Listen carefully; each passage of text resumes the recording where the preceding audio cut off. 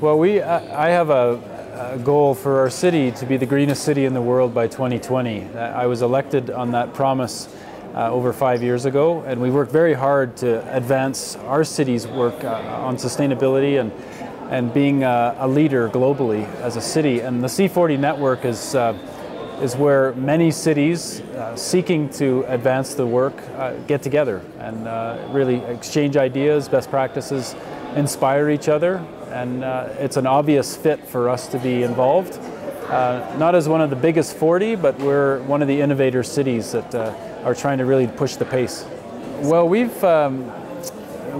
definitely copied a lot of ideas from different cities, and when we reach sort of a difficult, intractable problem, we find that other cities have already tackled it and have a solution. So an example, we've rolled out collecting all of the organics, all the compost, food waste, garden waste, and getting it out of our landfill and our incinerator, and making sure we compost it and create a resource from it. And there are a number of cities ahead of us on this who have been successful with that. So that's helped to shape our program. We get to learn from the mistakes made by others and thereby not make those mistakes ourselves. And in some cases, we've been ahead of the curve, working with C40 on renewable district energy, neighborhood energy utilities.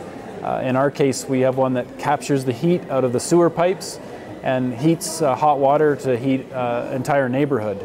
And it's basically the same cost for the energy, 70% reduction in our emissions, our climate pollution, and good success on that level that we can share with other cities. Well, we're very much involved in this question of local energy systems, and district energy is the jargon in cities. That's one where we are working to contribute and help other cities to learn from, because we are pushing it. I'd say all the networks have value in looking at what their outcomes, what their conclusions are. The latest report that's aggregated all of the data from cities it will be extremely valuable for us to see how we fit across the spectrum. And really having those targets and metrics is the approach we've taken in Vancouver, and we're seeing it in cities all over the world now. And being able to compare apples to apples means that we can drive the change more successfully. Yeah, I mean, C40 can play that role of capturing all this data. We all collect enormous amounts of data. We're all working with open data systems now, but they rely on people like C40 to put them together and to be able to compare and contrast. So that's extremely valuable for us. That synthesis of the best solutions, different applications for different climates, different cities is very useful for us. And hopefully we see it continue to scale, many more cities being involved, and the information inevitably pressuring our federal governments in particular to take action and empower and support cities to do more.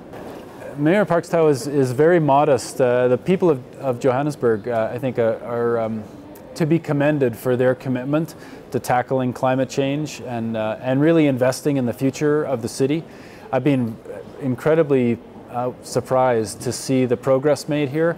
We tend to think the more affluent cities are the ones that will take action, that can afford to take the action. And in Johannesburg, you just see this commitment across the board, at all levels. Whether it's, I toured the new parks in Soweto, saw the green school that was being built there in the town. It's a commitment that's much deeper, and recognizing the threat. There's very real threats and impacts and cost with climate change, and it's very heartening to see a commitment here.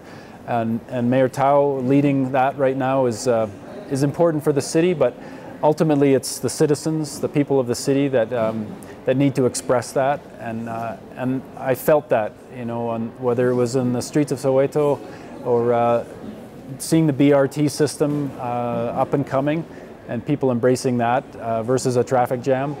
Those are they're inspiring, and then there's also technical pieces that are useful. For example, the wetland systems, purifying the waters, the rivers that flow through the city. looking at opportunities to implement will be good when we can gather that technical data too.